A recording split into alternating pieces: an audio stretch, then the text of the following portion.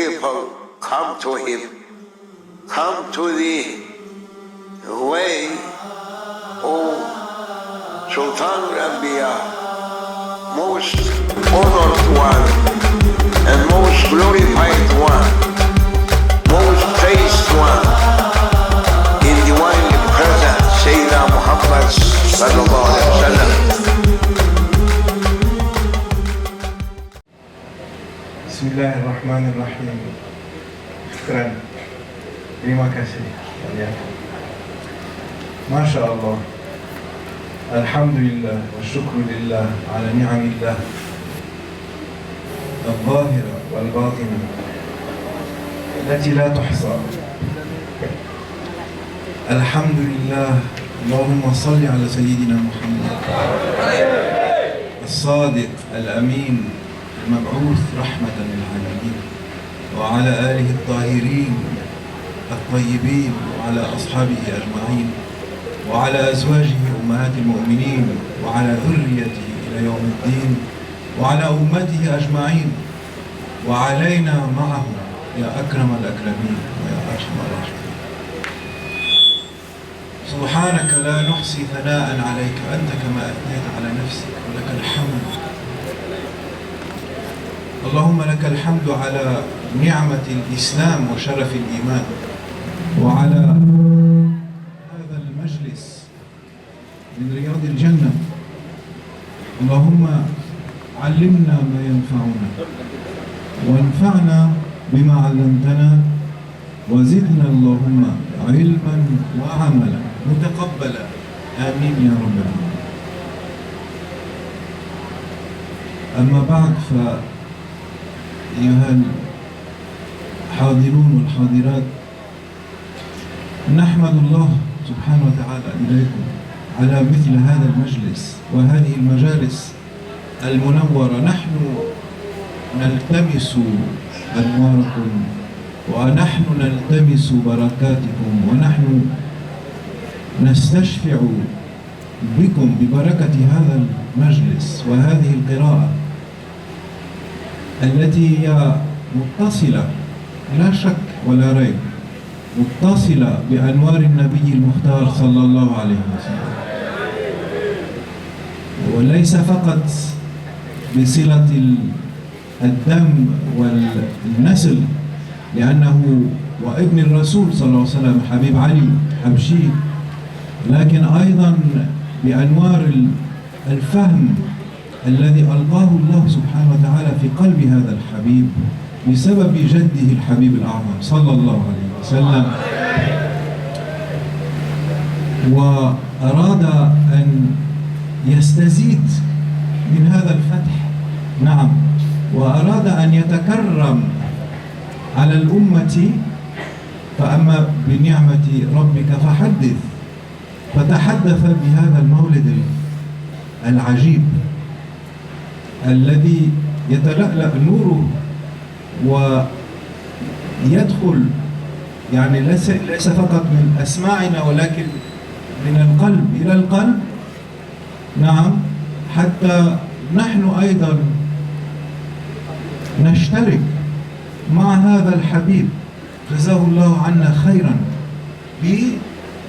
بالتذوق شيء من التقرب إلى فهم صفات رسول الله صلى الله عليه وسلم الذي في وصفه تحير الواصفون، كما قال تحير الواصفون، يعني وقفوا كل واصف وقف على حده، نعم، فمنهم من تقدم ومنهم من تأخر، نعم، ليس الكل على حد سواء، ولكن كل من رسول الله ملتمس، نعم.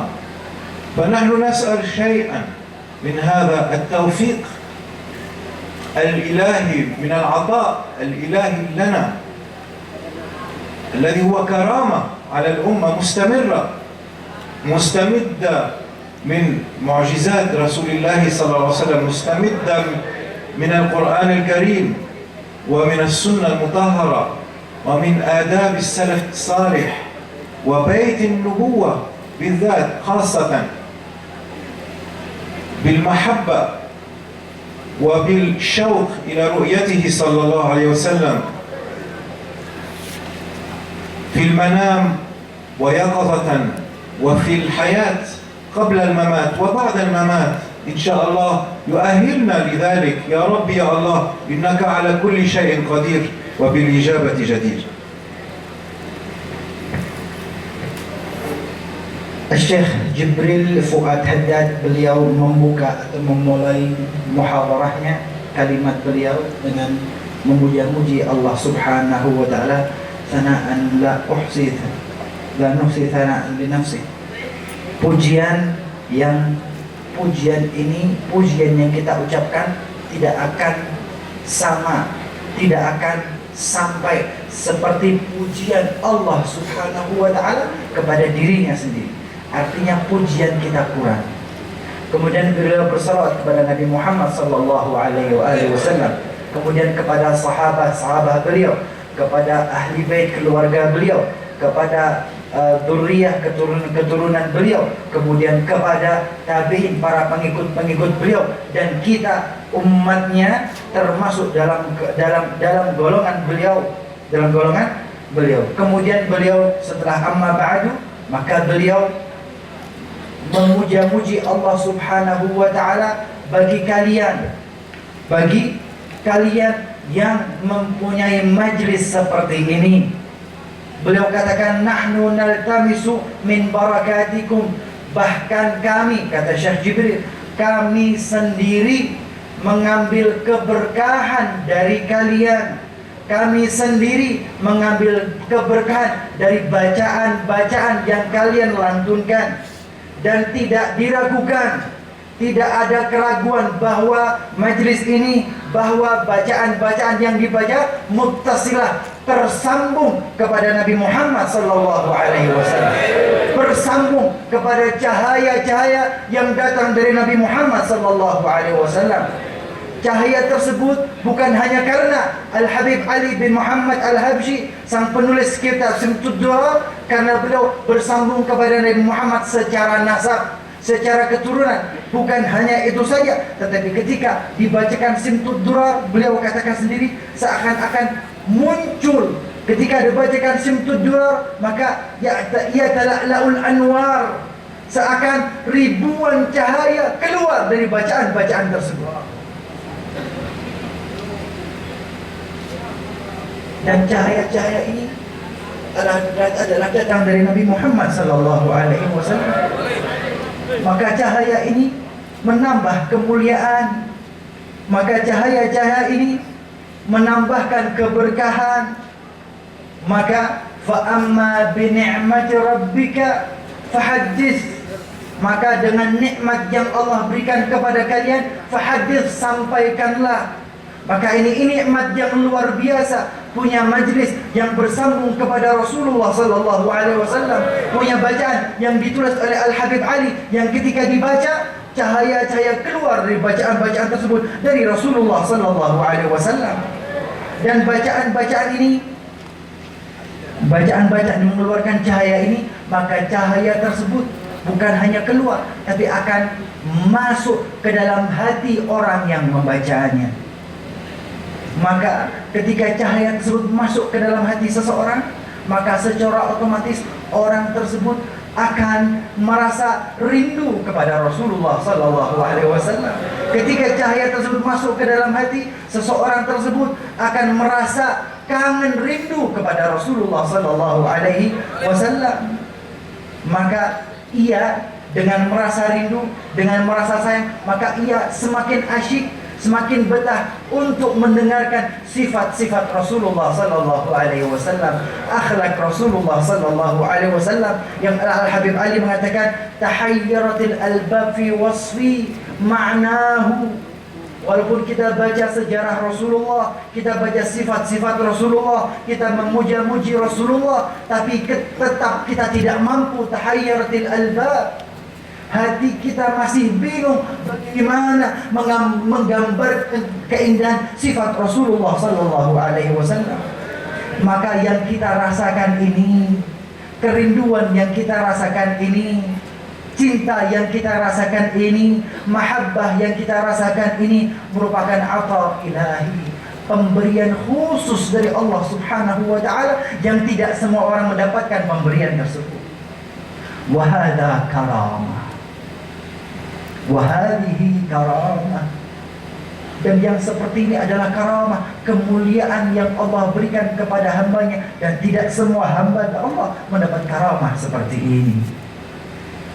Karamah ini kita dapat dari mendengarkan maulid Simtud Durar, dari akhlak Rasulullah, dari hadis-hadis Nabi Muhammad sallallahu alaihi wasallam, riwayat tentang Rasulullah, hadis yang menceritakan tentang Rasulullah, hadis tentang syama'il Rasulullah sallallahu alaihi wasallam, cerita hadis yang menceritakan baitun nubuwah, tentang keluarga Rasulullah sallallahu alaihi wasallam. Maka hal itu semua akan memupuk cinta, akan memupuk kerinduan. Maka kita ingin melihat Rasulullah sallallahu alaihi wasallam, ingin berjumpa dengan Rasulullah dalam keadaan kita sekarang masih hidup, dan ingin berjumpa dengan Rasulullah setelah kita mati kelak wafat. Itu aja. الكلام عن رسول الله صلى الله عليه وسلم كله جمال وكله كمال. نحن جبلتنا الضعف والنقص، ولكن إذا تأمل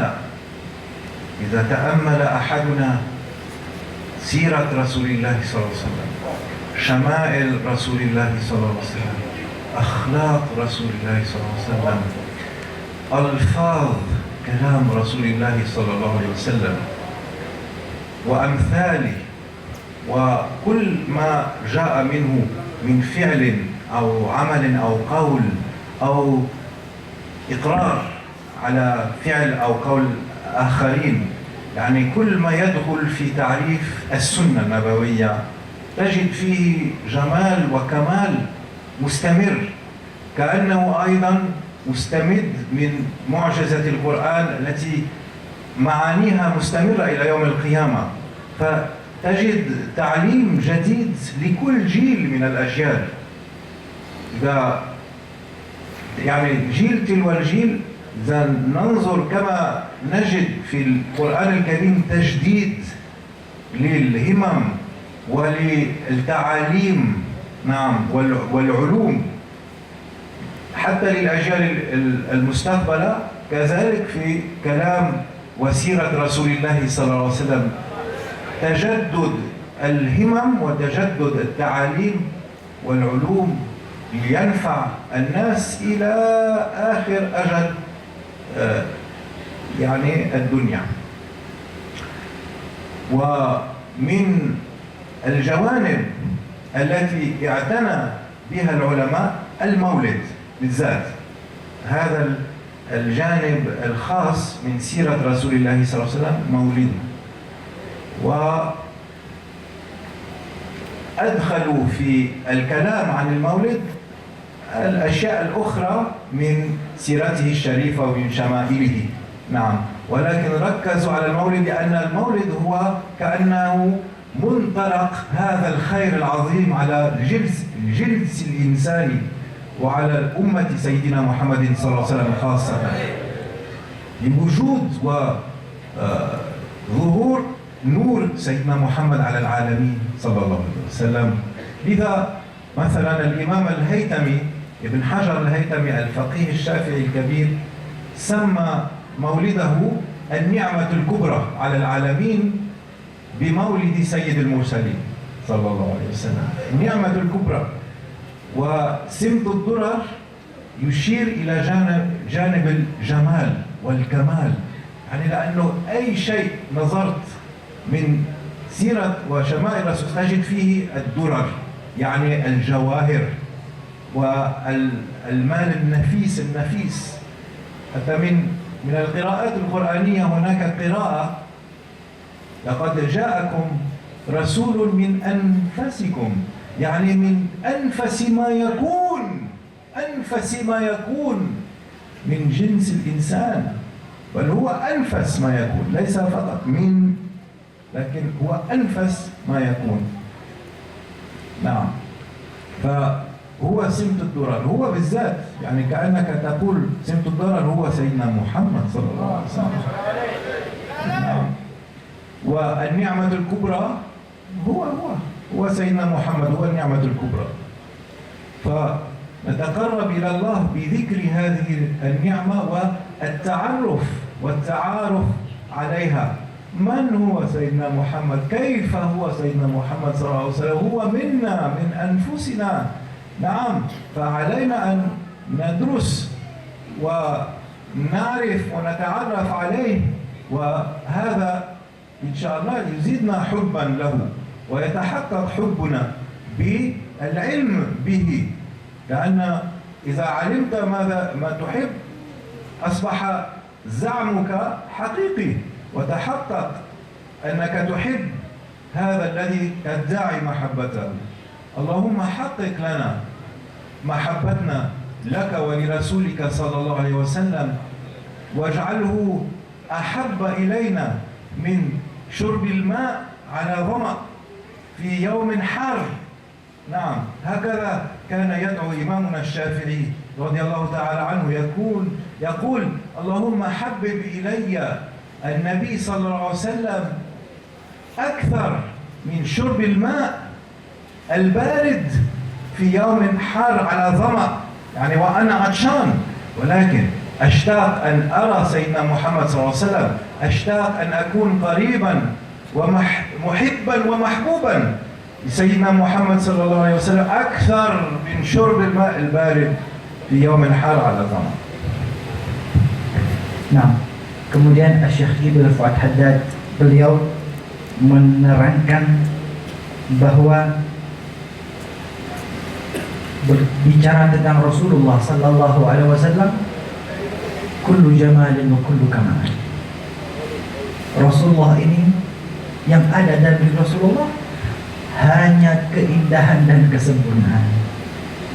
Ketika berbicara tentang Rasulullah, maka kita dapatkan adalah keindahan dan kesempurnaan Rasulullah sallallahu alaihi wasallam. Ini bertolak belakang, berbeda jauh dengan sifat asli kita manusia yang dalam kekurangan dan kelemahan. Kita tidak indah, kita tidak sempurna karena kita manusia biasa. Jadi ketika berbicara tentang seorang manusia yang luar biasa, ialah Rasulullah, ialah yang paling indah dan paling sempurna. Nah, tetapi apabila kita memperhatikan Rasulullah sallallahu alaihi wasallam, akhlak beliau, sifat beliau, syama'il beliau, lafaz beliau, untayan mutiara beliau, hadis beliau, secara umum apa itu yang dikatakan sunnah yang datang dari Rasulullah sallallahu alaihi wasallam, ketika kita mempelajari yang berkaitan dengan Rasulullah sallallahu alaihi wasallam,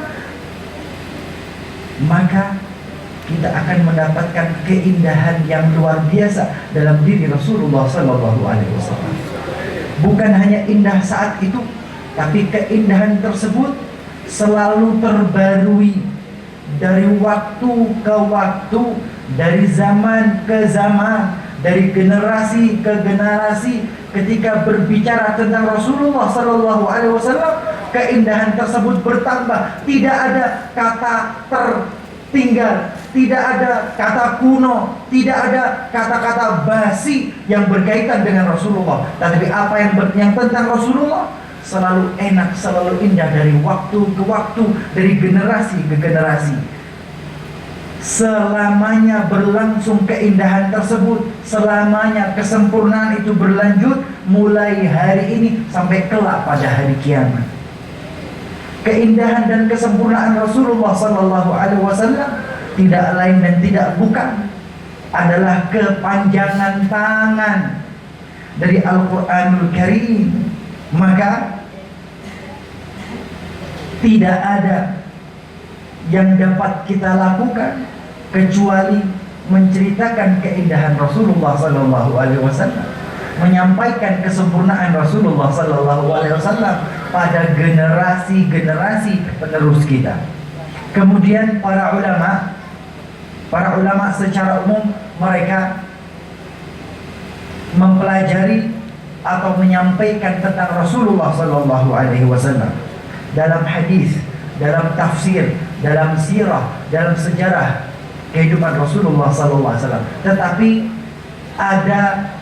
ada bagian khusus, yaitu Maulid Nabi Muhammad sallallahu alaihi wasallam. Maulid beda dengan yang lainnya. Kenapa? Karena di dalam Maulid ini adalah sejarah kehidupan Rasulullah sallallahu alaihi wasallam ditambah dengan hal lain yang tidak berkaitan dengan sejarah Rasulullah sallallahu alaihi wasallam. Oleh sebab itu banyak sekali maulid. Salah satu maulid yang luar biasa adalah yang ditulis oleh Ibnu Hajar Al-Haythami. Ibnu Hajar Al-Haythami, beliau punya maulid yang namanya Ni'matul Kubra. Beliau menamakan maulidnya dengan Ni'matul Kubra, nikmat yang paling agung, nikmat yang paling besar, nikmat yang paling luar biasa adalah Nabi Muhammad sallallahu alaihi wasallam yang Allah utus, yang Allah jadikan nabi untuk kita. Ini kenikmatan yang paling besar, kita dijadikan umat Nabi Muhammad. Adapun Simtud Durar Al-Habib Ali bin Muhammad Al-Habsyi, beliau menamakan maulidnya dengan Simtud Durar. Maka yang menjadi tekanannya bukan nikmatnya sebagai nabi untuk umatnya, tetapi durar, keindahan. Maka yang di dalam Maulid Al-Habsyi yang sering disampaikan adalah kesempurnaan Nabi Muhammad, keindahan Nabi Muhammad, kebaikan Nabi Muhammad. Karena itulah Nabi Muhammad SAW adalah manusia yang terbaik. Sampai pada ayat Al-Quran yang biasanya kita baca, laqad ja'akum rasulun min, kita sering baca min anfusikum, tapi beliau katakan min anfasikum. Laqad ja'akum rasulun min anfasikum. Beda anfus dengan anfas adalah, anfus adalah laqad ja'akum rasulun min anfusikum, telah datang seorang utusan, seorang rasul min anfusikum, dari kalangan kalian sendiri, kalangan manusia. Tapi beliau katakan laqad ja'akum rasulun min anfasikum, telah datang seorang utusan min anfasikum. Anfas artinya yang paling mulia. Telah datang seorang utusan dibanding dengan kalian, maka ia adalah anfasikum, yang paling mulia, yang paling indah, yang paling sempurna. Itulah Nabi kita Muhammad sallallahu alaihi wasallam. Maka dengan membaca maulid ini, nataqarrab ilallah, kita mendekatkan diri kita kepada Allah Subhanahu wa taala dengan mengenal Nabi Muhammad sallallahu alaihi wasallam, lebih mengenal, lebih dekat dengan Rasulullah sallallahu alaihi wasallam. Dan ketika kita mengenal Rasulullah sallallahu alaihi wasallam, maka cinta yang sudah ada akan bertambah lebih cinta kepada Rasulullah sallallahu alaihi wasallam. Dan cinta inilah yang diinginkan oleh Imam Syafi'i. Allahumma haqiq alaina hubbaka wa hubbaka nabiyika Muhammad sallallahu alaihi wasallam.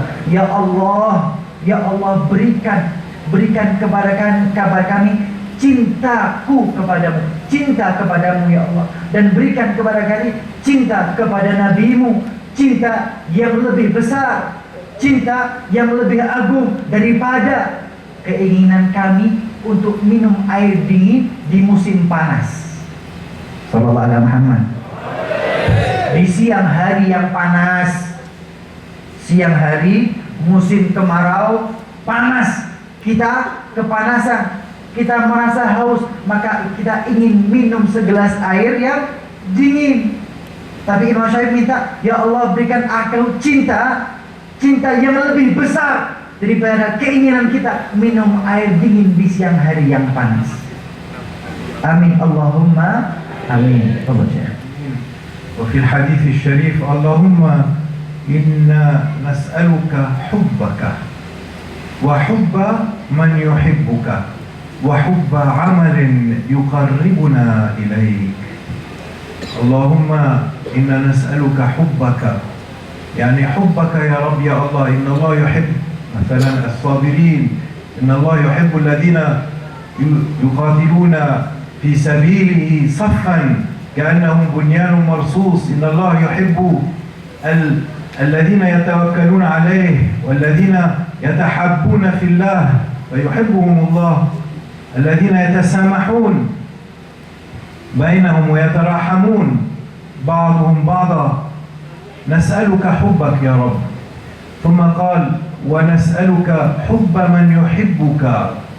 فمن يحب الله أكثر شيء سيدنا رسول الله صلى الله عليه وسلم هو الحبيب المحبوب، بمعنى أن الله يحبه وهو يحب الله، هو حبيب الله بالمعنيين.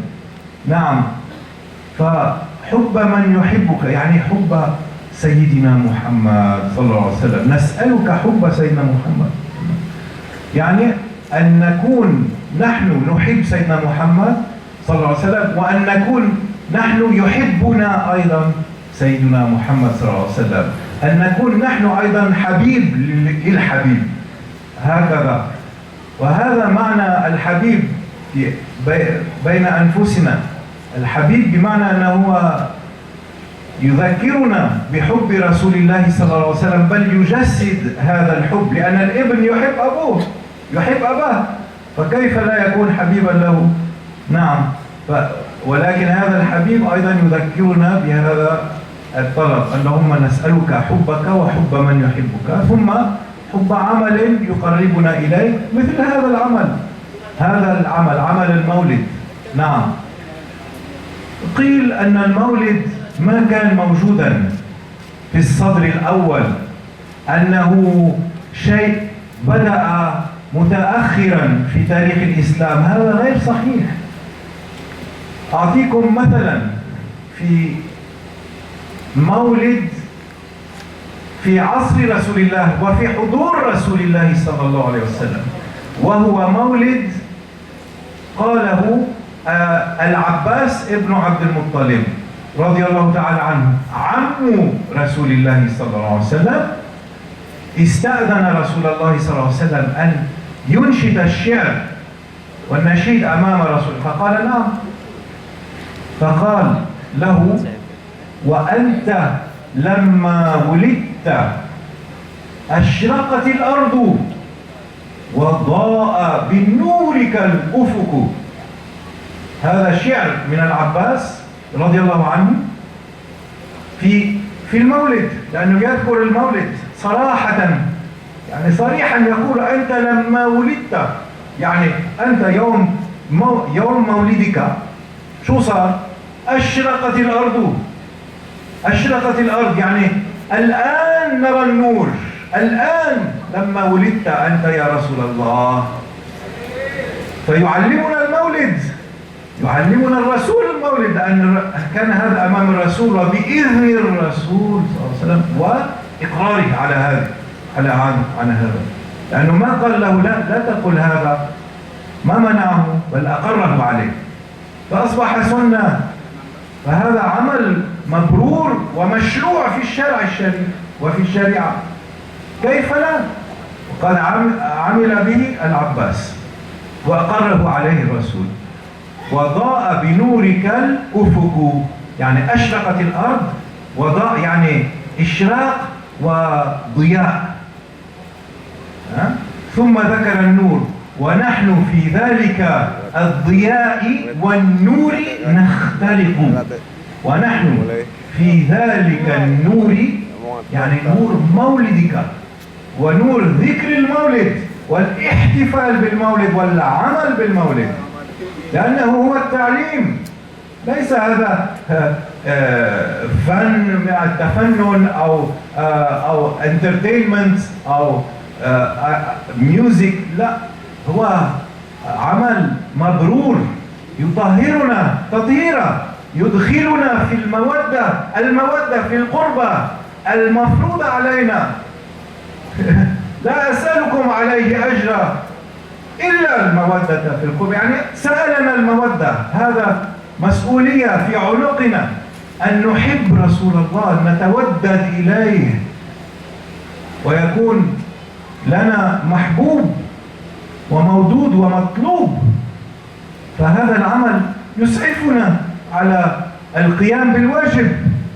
إذا أصبح هذا العمل أيضا من الواجب، خاصة إذا نظرنا في قلوبنا ووجدنا جفاء أو عدم أو نقص إخلاص أو فتور وكسل، نعم، أو جهل بحق رسول الله علينا وعلى الأمة، حقوق المصطفى صلى الله عليه وسلم. فهذا مثل هذا المجلس مثل الذهب الخالص، هذا مجلس ذهبي ملائكي رباني يعلمنا الواجب علينا ومحبة الله ورسوله. لأن من ادعى المحبة ولم يذكر محبوبه فهذا كاذب في محبته، لأنه من أحب شيئا يذكره كثيرا، يقول حبيبي حبيبي حبيبي حبيبي. ولا في الدنيا هذا معروف عند أهل الدنيا كثير، أنه حبيبي حبيبتي، دارلين دارلين، ليلا نهارا على طول. فكيف لا يكون حبيب ويتحبب إلى من هو السبب للحياة الأبدية والخلود في دار السعادة ودار القرار؟ رزقنا الله وجعلنا ممن يقول لهم يا أيتها النفس المطمئنة، والاطمئنان من ذكر الله وذكر رسوله، لأن كل ذكر للرسول هو ذكر لله سبحانه وتعالى. يقول اللهم صل على سيدنا محمد، فكل صلاة على الرسول هو ذكر لله. فلا خوف علينا إن شاء الله بهذا العمل، بل نحن في الطاعة، طاعة الله، ونحن في اجتهاد وفي درس إن شاء الله من دروس الشرع الحنيف، ونحن إن شاء الله في عمل مبرور.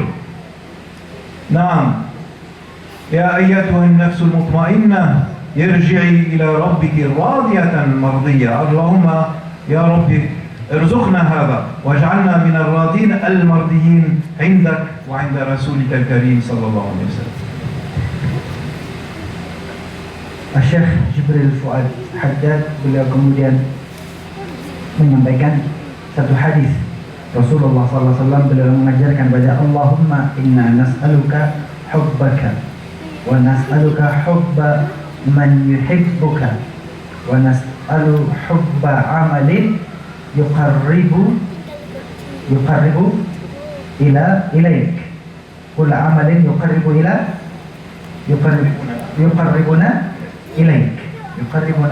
ilaik. Sudah dicatat? Sudah dicatat doanya? Belum? Catat dong. Hadis Rasulullah SAW, Allahumma inna nas'aluka hubbaka. Ya Allah, kami memohon kepadamu cintamu. Dijadikan hamba yang senantiasa mencintai Allah Subhanahu wa ta'ala. Wa nas'aluka hubba man yuhibbak. Dan kami meminta cinta orang yang mencintaimu. Dan kami meminta cintanya orang yang mencintaimu. Siapa itu? Siapa orang yang paling cinta kepada Allah Subhanahu wa ta'ala? Rasulullah SAW. Artinya kita meminta cintanya Rasulullah kepada kita. Sebagaimana kita mengaku cinta kepada Rasulullah, Rasulullah juga cinta kepada kita. Wa kulla amalin yuqarribuna ilaih. Dan kami meminta cinta kepada setiap amal yang mendekatkan kami kepada Engkau ya Allah. Minta supaya diri kita cinta kepada setiap amal yang mendekatkan diri kita kepada Allah Subhanahu wa ta'ala. Dan termasuk amal yang mendekatkan diri kita kepada Allah Subhanahu wa ta'ala yang majlis maulid seperti ini. Ini termasuk salah satu majlis, salah satu amal yang mendekatkan kita kepada Allah Subhanahu wa ta'ala. Ada yang mengatakan bahwa pada awal-awal masa Islam, di masa Rasulullah, tidak ada maulid Tidak ada maulid. Kalau ada mengatakan seperti itu di zaman Rasul, di awal-awal Islam tidak ada maulid. Beliau katakan hada laisa sahih. Itu tidak benar. Itu tidak benar. Beliau Syekh Jibril memberikan buktinya. Di zaman Rasulullah, di hadapan Rasulullah, ada seorang sahabat yang bernama Al-Abbas bin Abdul Muttalib. Siapa? Al-Abbas bin Abdul Muttalib, sahabat sekaligus pamanda Rasulullah sallallahu alaihi wasallam. Beliau Al-Abbas ini istadzan, meminta izin kepada Rasulullah sallallahu alaihi wasallam. Minta izin apa? Ansyada syi'ran, untuk membacakan syair untuk Nabi Muhammad sallallahu alaihi wasallam, untuk membacakan qasidah untuk Nabi Muhammad sallallahu alaihi wasallam. Dan Rasulullah mempersilahkan, Rasulullah memperbolehkan. Maka Al-Abbas bin Abdul Muttalib berkata, anta lamma wulidta asyraqatil ardu wara'a binurikal ufuqu. Ini syairnya Al-Abbas bin Abdul Muttalib. Ini qasidahnya Al-Abbas bin Abdul Muttalib memuja-muji Rasulullah sallallahu alaihi wasallam. Anta lama wulidta, engkau ya Rasulullah ketika engkau dilahirkan. Lama wulidta, ketika engkau dilahirkan. Wulidta, maulid. Jelas. Anta, engkau ya Rasulullah, lamma wulidta, ketika engkau dilahirkan, asyraqatil ardu, maka bumi ini terang bercahaya. Wa binurikal ufuqu, dan cahayamu menerang seluruh ufuk timur dan barat. Sallallahu alaihi Muhammad. Jadi di masa Rasulullah sudah ada maulid. Di zaman Rasulullah sudah ada qasidah yang memuja-muji Rasulullah sallallahu alaihi wasallam, dilakukan oleh Al-Abbas bin Abdul Muttalib dengan seizin Rasulullah sallallahu alaihi wasallam, dan Rasulullah memperbolehkan. Silahkan bacakan syairmu, silahkan bacakan qasidah. Al-Abbas bin Abdul Muttalib.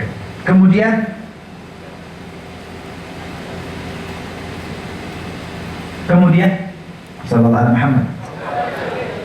Dan qasidah tadi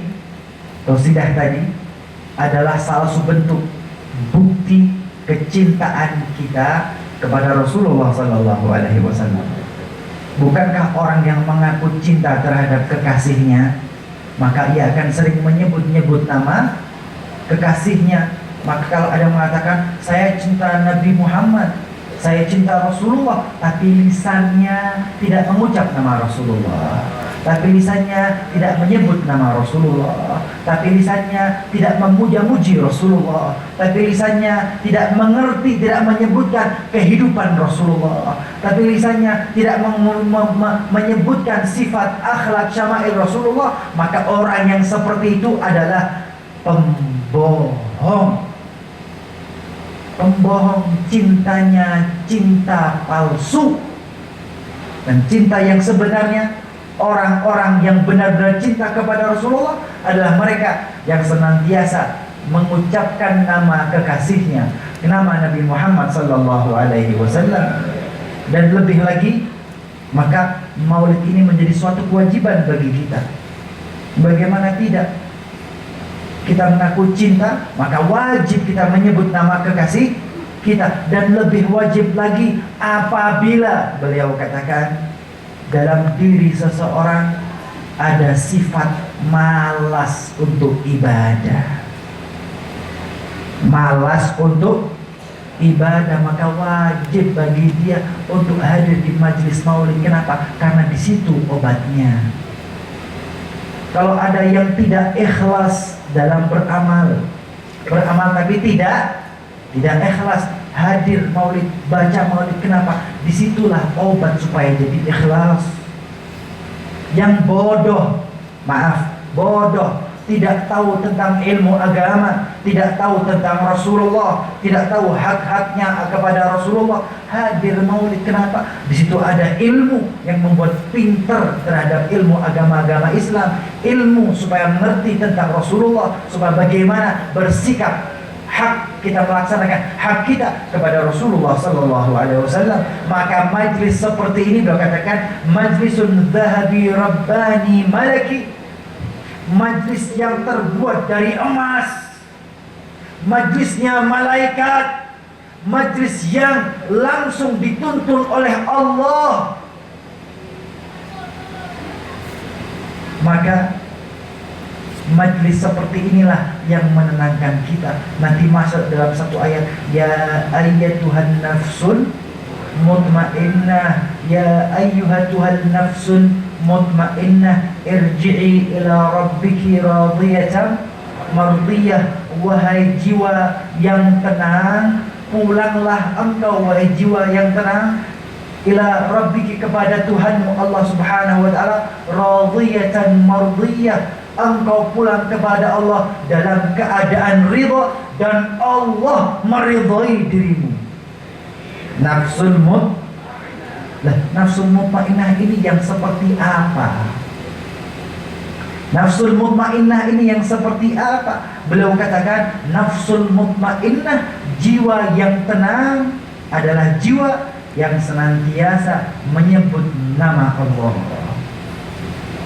menyebut nama Rasulullah, yang zikir lisannya dengan nama Allah dan dengan nama Rasulullah. Maka majlis maulid, ketika kita zikir tentang Nabi Muhammad, pasti otomatis zikir kepada Allah subhanahu wa ta'ala. Allahumma salli ala sayyidina Muhammad.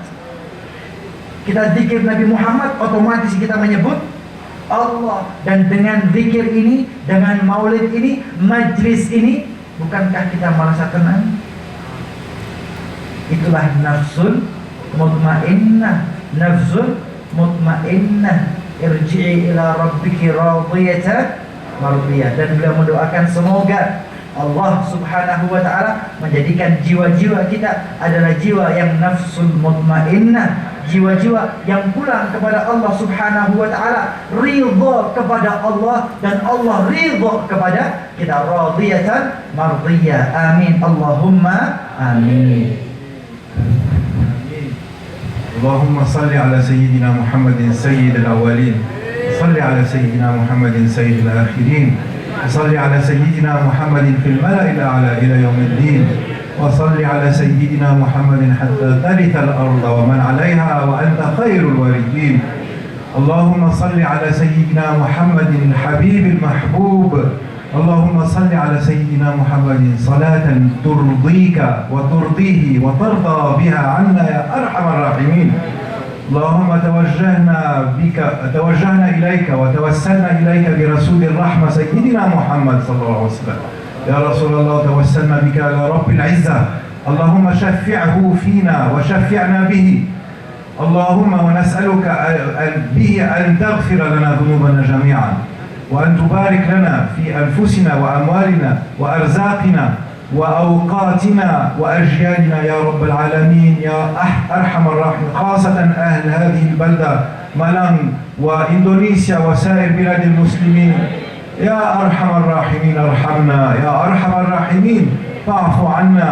اللهم إنا نعوذ بك من عذاب القبر ومن عذاب النار ومن الفتن ما تقدم منها وما تأخر، ومن فتنة المسيح الدجال، ومن فتنة المحيا والممات، خاصة من الفتن الجارية يا رب في بلاد الشام والعراق يا رب يا الله. اللهم إنا نعوذ بك من هذا كله.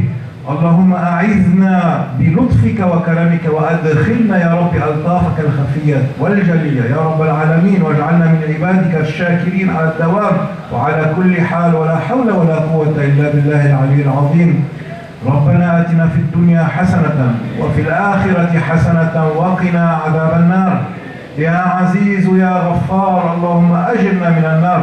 اللهم أعنا على ذكرك وشكرك وحسن عبادتك، ولا تجعلنا يا مولانا من الغافلين. اللهم إنا نعوذ بك من الهم والحزن، ونعوذ بك من العجز والكسل، ونعوذ بك من البخل والجبن، ونعوذ بك من غلبة الدين وقهر الرجال. اللهم إنا نعوذ بك من جهد البلاء ودرك الشقاء وسوء القضاء وشماتة الأعداء بحرمة من أرسلته رحمة للعالمين. اللهم صل وسلم وبارك على هذه الرحمة المهداة، النعمة الكبرى على العالمين، واجعلنا على هذه النعمة من الشاكرين فعلا وحقا وصدقا من القلب يا رب العالمين. وزدنا حبا ومحبة لك ولرسولك الكريم صلى الله عليه وسلم. أهلنا لذلك واجعلنا من الأحباء المحبوبين يا رب عندك يا رب، ولا تجعلنا من أهل البعد، اجعلنا من أهل القرب يا رب يا الله، إنك على كل شيء قدير وبالإجابة جدير. حول حالنا إلى أحسن حال ظاهرا وباطنا يا رب يا الله. اللهم إنا نسألك رزقا حلالا طيبا كافيا شافيا واسعا يا رب العالمين. اللهم اغننا بحلالك عن حرامك، واغننا بك عن سؤال الناس يا رب العالمين. أنت ثقتنا وأنت رجاؤنا وأنت عصمتنا، توجهنا إليك وتوكلنا عليك. لا إله إلا أنت نستغفرك ونتوب إليك. ربنا لا تزغ قلوبنا بعد إذ هديتنا وهب لنا من لدنك رحمة إنك أنت الوهاب. اللهم صل على الرحمة المهداة سيدنا محمد وعلى آله وصحبه أجمعين. ربنا توفنا مسلمين وألحقنا بالصالحين. اللهم نور قبورنا وقبور آبائنا وأمهاتنا المسلمين يا رب العالمين. أنزل علينا رحمتك يا رب يا الله، أحياء وأموات. اللهم ارحمنا فوق الأرض، اللهم ارحمنا في بطن الأرض، اللهم ارحمنا يوم العرض عليك يا أرحم الراحمين. ارحمنا يا أرحم الراحمين، فاعف عنا يا أرحم الراحمين، يا غفار الذنوب، يا ستار العيوب، يا فتاح القلوب. اللهم اسقنا الغيث سقيا رحمة ولا تجعلنا من القانتين. آمين آمين. وسلام على المرسلين والحمد لله رب العالمين. زيادة إلى شرف المصطفى صلى الله عليه وسلم وآله وصحبه الكرام، إلى مشايخنا ومشايخكم وأصحاب الحقوق علينا وأصولنا وفروعنا يا رب يا الله، على نية الشفاء ودفع البلاء والرزق الحلال والقبول القبول وحسن الخاتمة وحسن الخاتمة. الفاتحة.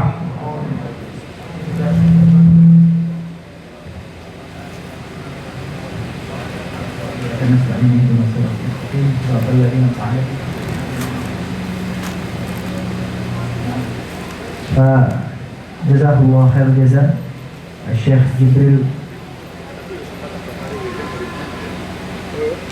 ما قصت إن شاء الله هذه علوم نافعة، استفدنا كثيرا منكم. وفي الختام في الأخير نرجو منكم أن تعطي لنا الإجازة في أشياء، في قراءة الكتب، في كتب الموالد، في العلوم، في كل شيء. نريد منكم إجازة عامة كلنا جميعا. السؤال هذا بارك الله فيكم عن الإسناد المتصل إلى سيدنا عبد الله بن عمرو بن العاص رضي الله تعالى عنهما قال: قال رسول الله صلى الله عليه وسلم: وقفوا مكانكم، استمعوا صدق يا جماعة، استمعوا حديثا من رسول الله.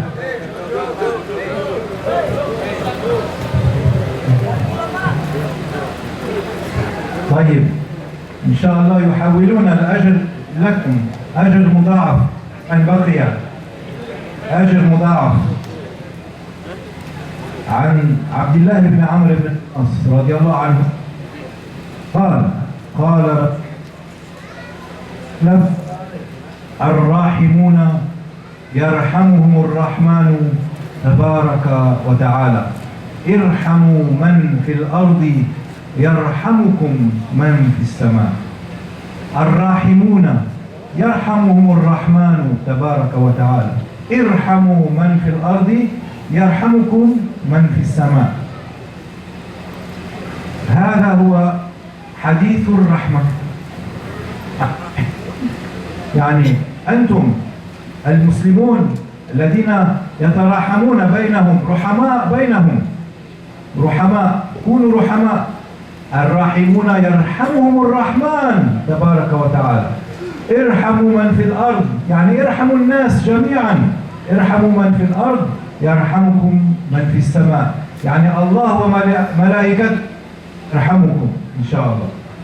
هذا هو حديث الرحمة وأجزتكم به، وحدثوا الناس عنه وقولوا سمعناه من الشيخ جبريل عن مشايخه، وأنا سمعته من مشايخي، وكان هذا أول حديث سمعته من كثير من المشايخ، منهم السيد محمد بن علوي المالكي في بيته في الرصيفة في مكة المكرمة رحمه الله تعالى.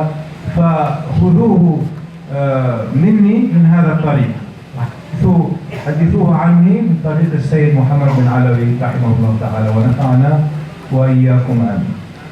قبلنا الإجازة، قبلنا الإجازة، قبلنا إجازة. جزاكم الله خير الجزاء. Alhamdulillah. Tadi beliau memberikan satu hadis dari Abdullah bin Amr bin As, hadis yang diriwayatkan oleh sahabat Abdullah bin Amr bin As. Maksud hadisnya, teks hadisnya, Ar-Rahimun yarhamuhumur Rahman. Orang-orang yang penuh kasih sayang, yarhamuhumur Rahman, mereka akan dikasih sayangi oleh Allah. Kemudian irhamu man fil ardi yarhamukum man fis sama. Kasih sayangilah siapapun apapun yang di bumi, di atas bumi, di atas dunia. Yarhamukum man fis sama. Niscaya yang di atas langit sana, Allah Subhanahu wa taala, malaikat-malaikat Allah juga akan merahmati kita. Ini hadithur rahmah. Hadithur rahmah adalah hadis tentang kasih sayang. Beliau dapatkan sanadnya atau jalannya dari Syekh Muhammad bin Alwi Al-Maliki di kediaman beliau, di rumah beliau di Ar-Rusaifah. Kampungnya namanya Rusaifah. Kalau di sini Turirejo. Nah, di Mekah kampungnya Ar-Rusaifah, kotanya Makkah. Maka hadis ini diijazahkan kepada kita. Kita diperbolehkan menyampaikan hadis ini kepada orang yang lain dan disampaikan dan katakan bahwa hadis ini didapatkan dari Syekh Jibril Fuad Haddad. Beliau dapatkan dari Sayyid Muhammad bin Alwi Al-Maliki. Qabiltul ijazah. Kami telah menerima hadis, kami telah menerima ijazahnya. Alhamdulillah.